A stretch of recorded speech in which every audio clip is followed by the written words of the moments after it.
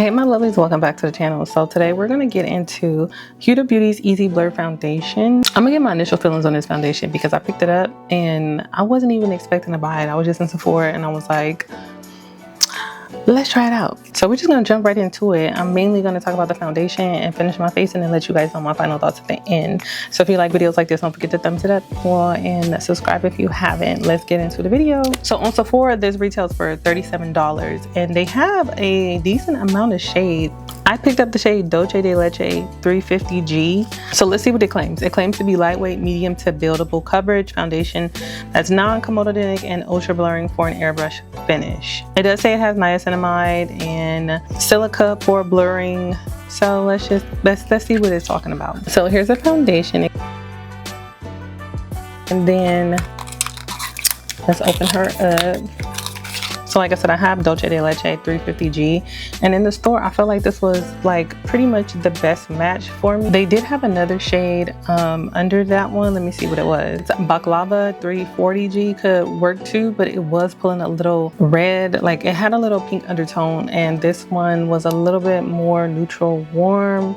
So I am neutral, I'm not warm. This one just seemed like it pulled a little bit more in between than that 340G did. I'm gonna use my e.l.f. Liquid Putty Poreless Primer for this. Just something like quick because I really just want to get to like the foundation and see how the foundation wears. I really like Huda's the other foundation that she has, the full coverage one. I really like that one as well. So that's why I was like really excited to kind of like try it, even though I didn't have intentions when I first went to the store. I was just like, you know what, let's try her out. Let's see what this one is all about. I haven't put on a full face in so long. Oh, and my brows, if you guys do like how they're looking, I am gonna post the video on TikTok. And it was just a quick one. I used Urban Decay's two new products from Urban Decay. Their Slick Day Brow and their Brow Blade. This is what got me the brows. Of course, I cleaned it up with a little bit of concealer, but now let's go in with this. What brush do I want to use? I don't want to use no sponge. I'm gonna use a RT, what is this, Real Techniques 110 brush, just to kind of like even everything out. And then we'll go over it with the BK Beauty 101 just to pat everything down afterwards, okay? So let's try her out. I'm just gonna spread it on my face like that on each side. I don't even know if that's too much or not, but we're about to see. I'm gonna take this and just spread everything out nice and evenly. Well, at least it's spreading on the face really nice.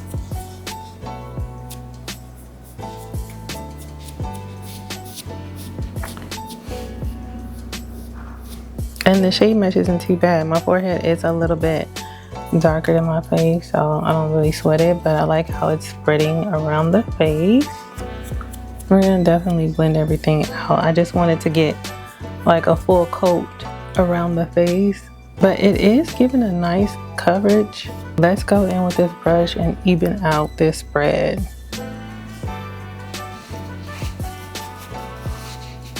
And I like how it's like applying onto the face. It don't look bad. It's actually really, really nice. It don't look heavy like her other foundation. Her other one looks super heavy. But I like that look. It's like a smooth full coverage.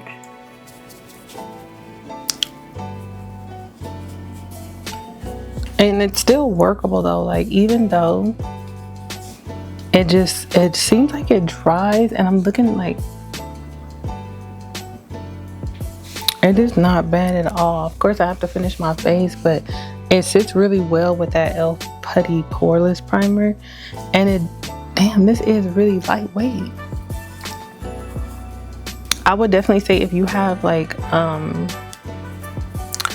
spots to cover, conceal or correct first and then go in with this. I just want to see if it's said buildable, and I see this little spot right here that I have.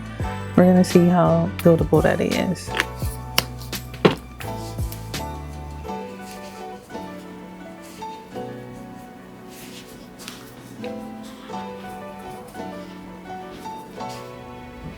Okay, so it definitely somewhat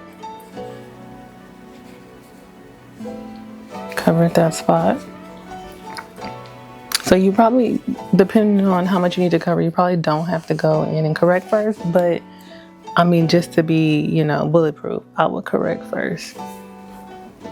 So far, this is looking good. Okay, just from first application with that 𝑒𝑙�f Putty Borderless Primer and using a full coverage foundation brush, this looks really good. Even with nothing on my face, like it doesn't look heavy, it doesn't look cakey, it actually looks really natural. So I'm gonna finish the rest of my face up and then come back and see how well this blends with other stuff that I'm gonna use, and then we're gonna see the finishing touches. And we are back. Look at the face, y'all. Love this foundation. I love this foundation. Okay, let's get into my thoughts about the foundation. It's actually a really good foundation. I feel oily and dry skin girlies can use this because even though I felt like it was drying down, it almost kind of seems to me like a natural semi-matte because it was drying, but it was still workable with the products that I was using. It played really nicely with the products. I don't see any patches. I didn't get any lifting. It works really, really good. I actually love this. I knew I was gonna like this one because I do love her full coverage when I want to be a little bit more glam. This one does cover, and you can still see a little bit like a spot. So it kind of comes off a little bit more natural. It's more on the like coverage, but a little bit more natural. I don't look cakey. I don't feel like I'm wearing a lot of makeup. I don't even feel this on my face. Of course, I'm not doing a wear test on this, so I'm just going off of initial application, but I can tell based on how many foundations that I've worked with and used, I'm going to really like this. You can also increase the longevity. I sprayed some setting spray. I even set the foundation. It doesn't really need to be set. Let me just throw that out there. Because of how it dried, in the winter time, I don't feel like you're gonna need to really set this but with some setting spray. But if you are very oily, do your prep, you know, because it's not by any means, it says it's a natural foundation, but it's not by any means coming off like it's gonna slip around if you don't set it. I mean, I almost wasn't gonna set it. I did set it with some Laura Mercier powder, translucent powder. I almost wasn't gonna set this, but then I said, you know what? Let me just do the full shebang because I am gonna record some more videos. But I do feel like this is a staple from just initial use. So I'm definitely gonna keep playing around with this, and I'll update you guys if you guys want a nice update on it. But this looks so good. I wasn't even its natural airbrush foundation. And the one thing that I really love about foundations is when you don't feel it on your face, because you guys, that's why I don't really wear foundation all the time unless I'm reviewing it or special occasions or going out, you know, stuff like that. But just on a day-to-day basis, I just like to do everything but the foundation. I'll use concealer and some bronzer, the no foundation look, you know what I mean? But I wouldn't mind reaching for this just to get a little bit more perfected look, you know? So yeah, that's my thoughts on the Easy Blur. Just initial application. Have you guys picked this one up? Do you like it? Like I said, I was a fan of her initial first launch of foundation. That one's very heavy. I think she still has that out. Not the sticks. I'm not a stick girl. They're okay, but sometimes I think I can use the foundation sticks more in the wintertime because I am combo and I just don't like the way they feel on my skin. But this is a yes for me, 10 out of 10. I actually really love this. Once again, I was in the shade 350G. And yeah, I just love a good foundation that you can't feel and look flawless in. So if you did love this video, don't forget to give it a thumbs up and subscribe, leave a comment. I will catch you guys in my next one.